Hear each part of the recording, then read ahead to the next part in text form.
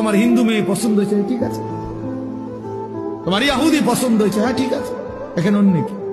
তোমার যেটা ভাল লাগে এটা, তোমার যেটা মন চায় এটা, তোমার পছন্দই তোমার জীবন।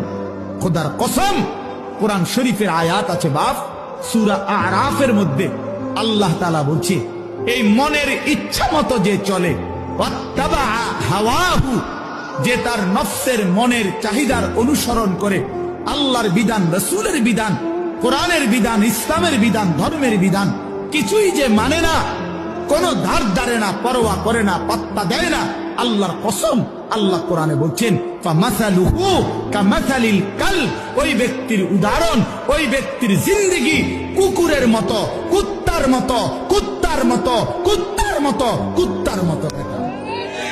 ওই জিন্দেগি কুত্তার জিন্দেগি, ওই জিন্দেগি কুত্তার জিন্দেগি। আমি বললাম